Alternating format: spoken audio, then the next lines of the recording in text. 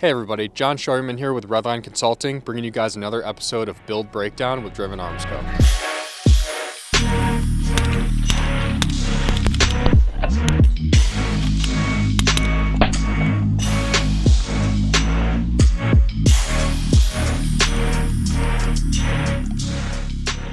Alright guys, so super cool opportunity to be on Driven Arms Co.'s YouTube channel doing a build breakdown on my Radian Model 1 10.5. This is the first rifle I ever bought. I've had it for about 5 years and it's changed a lot throughout the years, but what hasn't changed is the way that I use it and the reason why I have it. So I'm a competition shooter and I like to train with my friends, and as you can see I have them on a plate carrier and stuff. I'm not a law enforcement officer, I'm not in the military, but I really like shooting.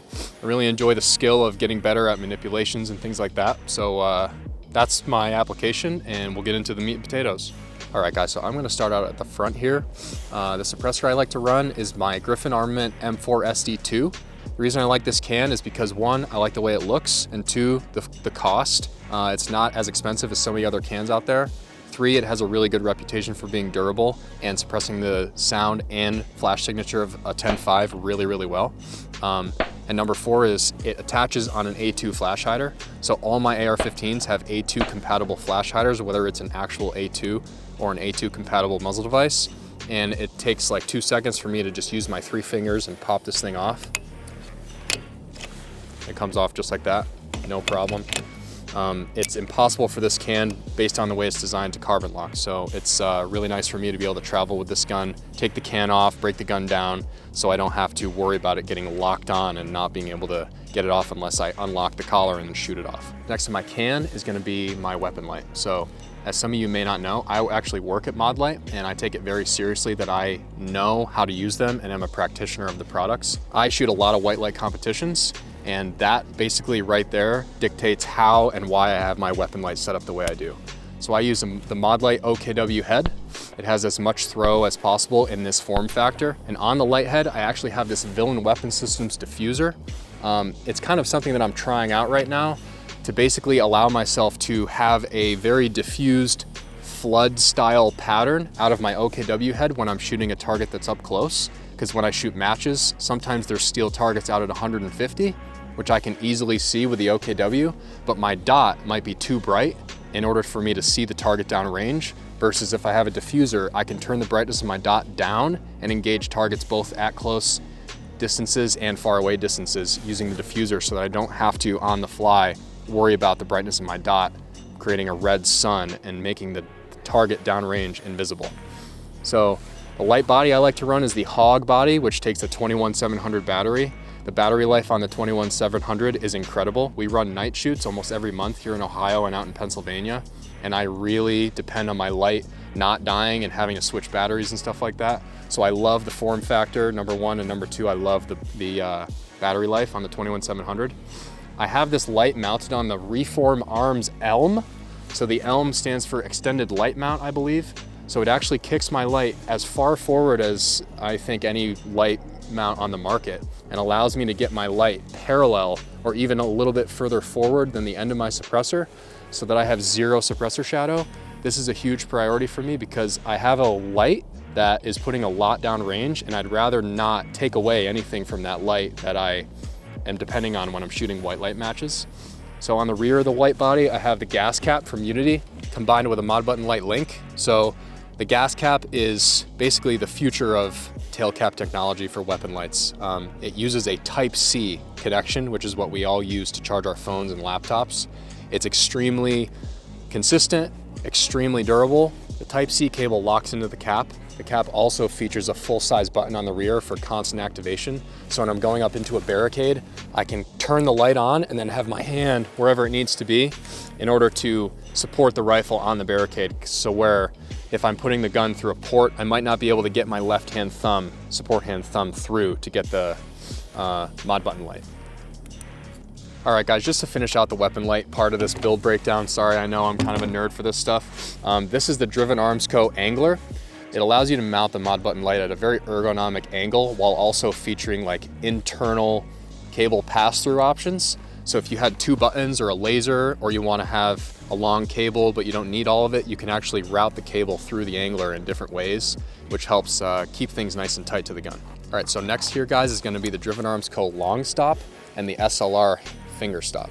So the reason I run these 2 things here the way I do on every single one of my rifles is because of 1, it's extremely comfortable, and 2, durable, 3, the way that this allows me to find the same index point every single time my support hand comes up here to the front of the rifle is absolutely incredible. A lot of people get the chance to hold my rifle when we do night shoots and when I do content and stuff. And when they put their support hand up in here, they tell me how insanely comfortable this feels. And I think if you're not worried about being comfortable while shooting, it'll just allow you to focus on what really matters, which is getting better at the skills instead of worrying about your equipment working against you. Really quick note about the Driven Arms Co. long stop, guys, is it allows me to get this kind of forward C-clamp grip where I'm not using the foregrip per se as a literal grip like a broom handle. I'm able to get like 2 fingers on the long stop and 2 fingers on the underside of my handguard, which is extremely comfortable and allows me to have that over-bore grip with my support hand thumb. Whether I'm using my switch or not, it's extremely comfortable and extremely ergonomic. So moving back from there, I have this little SIG 1913 QD point for my sling. It's super small, super low profile. I can get it right up in front of my optic. I really like the way it works, and it's super strong for being super small. Right behind that, I use the Neomag Sentry Strap, which allows me to use a magnet within some elastic to retain my sling when I'm traveling or when I'm deploying the rifle out of a position or out of a barrel or something like that. It helps keep my sling out of the way until I need it. For my optic setup, I really like the EOTech EXPS3. I have them on every single one of my rifles. Super durable optic. I really like the ability to use the reticle for holds at distance. So with this rifle and with my other ones, I'm able to gather data and know where I need to hold within the reticle at different distances within like 300 yards. It's super cool. I like to mount my optics on the Raidworks riser, especially on like a 10.5 like this. The reason being 2 things. So 1, it actually has internal battery storage for an extra CR123A, which I can use to gas up my EOTech if it ever dies. Number 2 is it's a pretty tall mount. I forget exactly what height it is, but it's taller than most of the offerings on the market. So when I'm shouldering my rifle, it actually allows me to get a very heads-up position and not have to put too much effort muscle-wise into getting the dot in front of my face. It's extremely comfortable, and I personally mount my rifle pretty center line as opposed to out in the pocket of the shoulder, and it's worked really, really well for me. So next, guys, I'm just gonna go over this magwell. The Radian ADAC lower already has an extremely flared magwell. Driven Arms Co. and Dark Industries got together and made an extra magwell for the ADAC lower, which is pretty cool. So it basically took this thing from like flared to being like a vacuum. So when I'm reloading, I basically never miss. It's pretty sweet. Okay, so moving back is the trigger. I like to run the Geissele SD3G, especially in a short gun like this that I'm gonna use at our night shoots or when I'm doing matches. So the reason I like this trigger is because 1, the trigger pull is so smooth. It's a single stage trigger with absolutely no play before the wall. The trigger is basically at the wall and it's got a very clean break. Another reason why I like this trigger is because the reset is very strong, so it helps me get very, very quick splits, especially when I'm running the trigger in matches. So as I said before, guys, this is a Radian Model 1. It's not quite factory. The only thing I've changed from the factory that doesn't come on the gun is the buffer system and the gas system. So I have an adjustable gas block from Superlative Arms with a BRT restricted gas tube. I think BRT stands for Black River Tactical. I combined that with the suppressor and with my JP Enterprises silent capture buffer. I think it's the heavy version. The reason I did all that to the gas and buffer system is because I wanted my gun to basically have no recoil and still be reliable. So a lot of people give a lot of flack to people who like to use adjustable gas blocks because they add a failure point. I have run this exact setup for probably over 3,000 rounds in very adverse conditions, and I've never had an issue. All I do is I use my little wrench, I turn the gas block key a couple times left, I turn it a couple times right, and I return it to where it started. Next is gonna be my charging handle. Real quick, I just like to run the Raidworks charging handle. It's very aggressive. I also think it looks extremely good, and it's been a great charging handle for me. So when it comes to the stock, I like to run the Magpul SLK, I believe it's called. This is the smallest version of the SL series of stocks from Magpul. I like to run the small one because it allows me to get the exact same purchase on the rifle, whether I'm wearing a plate carrier or not. Based on my body and my physical makeup, I'm not able to shoulder a rifle with the longer butt pad stocks like my partner Jake is the same way when I'm running a plate carrier, because the straps and the plates are actually in the way of where I typically mount the gun. So when I use this short stock from Magpul, I'm actually able to get the gun basically in the same spot as I am without a plate carrier on. Okay, so moving back from there is my pistol grip. So guys, this is a huge piece of this rifle for me. I've been running this VCG from Driven Arms Co. for an extremely long time. As you can tell, it's got a lot of wear on the tape that's on there. And I just want to tell you guys a couple reasons why I love this grip so much. So number one is its ability to give me leverage over this gun. As you guys may or may not know, Radian Model 1s are extremely stout and they are heavy, especially when you have a suppressor, light, laser, whatever out front. The gun can get pretty heavy pretty quick, even on a 10.5. So there's a hump on the rear of this grip. This hump actually allows me to get leverage with the drumstick of my shooting hand. So when I'm manipulating the gun and I'm using one hand, I can do so extremely easily, whether I'm moving forward and doing a reload in a match or something like that. It allows me to have complete control over this gun, as opposed to the grips that have more of an aggressive rearward angle. It becomes harder for people to use their hand to control the gun from this position with one hand on the gun. The grip is pretty thick and extremely comfortable for my hands. I actually have pretty long fingers. Another reason why I absolutely love this grip and recommend it to people who use the Radian system, whether it's just the ADAC lower or a complete rifle, is because I actually am able to run my hand a little bit lower on the grip and still retain leverage over the gun and hold it up with one hand. But what that position also allows me to do is reach my mag release and my bolt release with my index finger without having to move my hand up or down on the tang of the grip.